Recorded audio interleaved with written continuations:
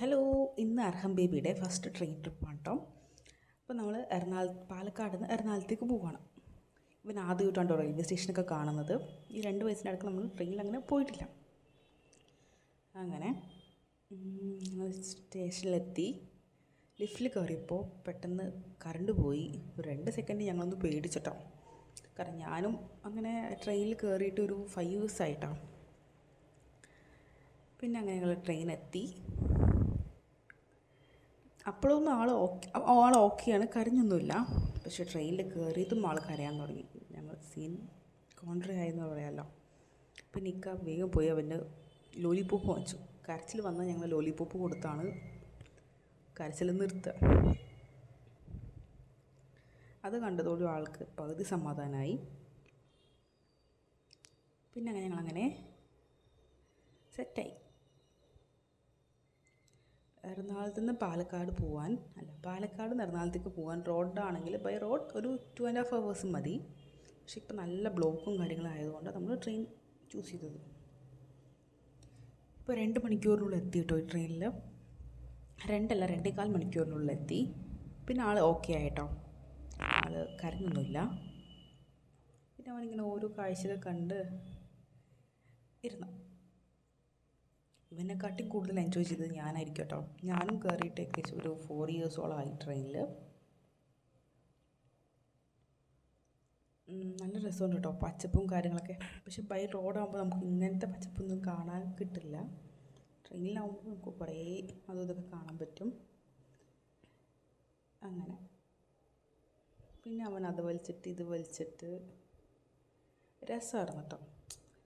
കാറിൽ പോകുമ്പോൾ നമുക്ക് കാട്ടി നന്നായിട്ടുണ്ട്. ട്രെയിനിൽ ഞങ്ങൾ 3 പേരും നല്ലോണം എൻജോയ് ചെയ്തു. നമുക്ക് കുറച്ച് സമാധാനം റിലാക്സ് ആയിട്ട് ഇരിക്കാൻ പറ്റും ട്രെയിനിൽ പോകുമ്പോൾ. അതല്ല, ട്രെയിനിൽ തിരക്കൊന്നും ഉണ്ടായില്ല. പിന്നെ ഇവർ സെൽഫി എടുക്കലായി. ആദ്യം ഭയങ്കര സ്നേഹമൊക്കെ ഇരിക്കും കേട്ടോ. അത് കഴിഞ്ഞ് ഇടിയാക്കും. അങ്ങനെയാണ് ഇവരുടെ കാര്യം. ഫോട്ടോ എടുക്കുമ്പോൾ PC കാണിക്കണമെന്ന് പറഞ്ഞിട്ടാണ് അത് കാണിക്കുന്നത്. വിക്ടറി കാണിക്കണം എന്നൊക്കെ പറഞ്ഞിട്ട് അവൻ അവൻ്റെ ഒരു ലോകത്താണ്. അങ്ങനെ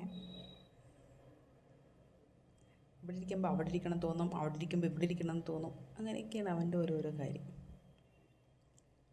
ഇപ്പം മഴയില്ല കേട്ടോ. കുറച്ച് കഴിഞ്ഞപ്പോഴേക്കും മഴ തുള്ളി ഇടാൻ തുടങ്ങി. മഴ കണ്ടിട്ടോ അതിനും വലിയ എക്സൈറ്റ്മെൻറ്റാണ് അവൻ്റെ. മഴേനെ പിടിക്കണം, വെള്ളത്തിനെ പിടിക്കണം, മഴക്ക് ഉമ്മ കൊടുക്കണം. അതൊക്കെയാണ് അവൻ്റെ ഒരു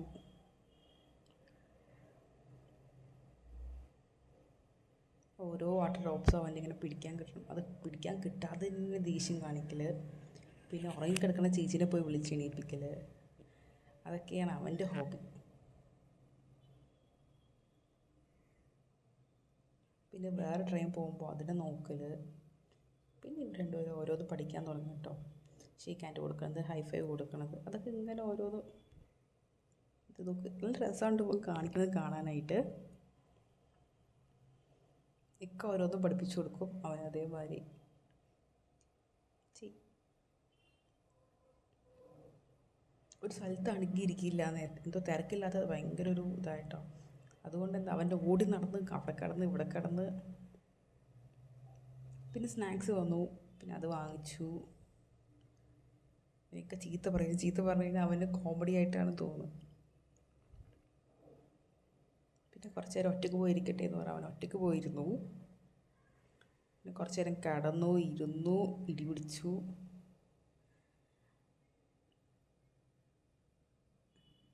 ട്രെയിൻ ഫുൾ ഓടി നടന്ന് ബഹളം ഉണ്ടാക്കുകയാണ്. പിന്നെ ആൾക്കാർ ഡിസ്റ്റർബ് ആവണ്ടല്ലോ പറഞ്ഞിട്ട് നമ്മളിങ്ങനെ പിടിച്ചിരുത്തിയതാണ്. പിന്നെ കുറച്ച് നേരം ഇടിപിടിക്കലാകും. പിന്നെ കുറച്ച് നേരം കാഴ്ചകൾ കാണും.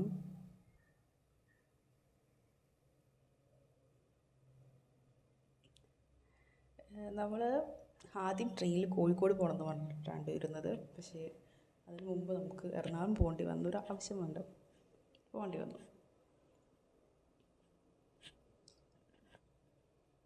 അവൻ്റെ ഓരോന്നൊക്കെ കാണുമ്പോൾ ഭയങ്കര ഒരു എക്സൈറ്റ്മെൻറ്റാണ്.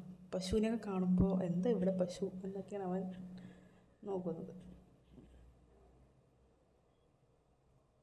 പിന്നെ ഓരോ പുഴയൊക്കെ കാണുമ്പോൾ ഒരു ഭയങ്കര ഒരു ഹാപ്പിനെസ്സാണ്.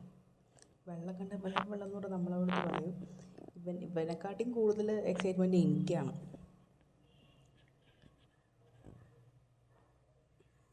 ഇനി ഇടിയായിട്ടോ, ഇനി കൈ വെച്ച് നല്ല കുത്തു. ഇത് എവിടെ നിന്ന് പഠിച്ചെന്ന് അറിയില്ല കേട്ടോ. നല്ല കുത്തു കുത്തു, നല്ല ഉപദ്രവമാണ് കേട്ടോ ആള്. ഉപദ്രവിച്ചിട്ട് നമ്മൾ ദേഷ്യപ്പെട്ട് കഴിഞ്ഞാൽ വേഗം ഒന്ന് ഹഗ് ചെയ്യും ഇങ്ങനെ. പിന്നെ മറ്റേ എയർപോർട്ട് എത്തിയപ്പോഴേക്കും നമ്മുടെ അടുത്തുണ്ടായ ഒരു ഫാമിലി നമുക്ക് വേണ്ടി കർട്ടനൊക്കെ മാറ്റി കാണിച്ചു തരാണ്ടത്. എന്നിട്ട് അവനാ പറഞ്ഞത് പ്ലെയിൻ അവിടെ ഉണ്ടെന്ന്, നമ്മൾ പോലും കണ്ടിട്ടില്ല. നമ്മൾ ആലുവയിലെത്തി, സ്റ്റേഷനിലെത്തിയിട്ടോ. ആലുവയിലാണ് നമ്മൾ ഇറങ്ങിയത്. നമ്മളെ വിളിപ്പിക്കാൻ വേണ്ടി പപ്പ വന്നിട്ടുണ്ട്. പിന്നെ ഞങ്ങളങ്ങനെ വീട്ടിലേക്ക് പോയി. അപ്പോൾ അത്രേ ഉള്ളൂ. ബായ്.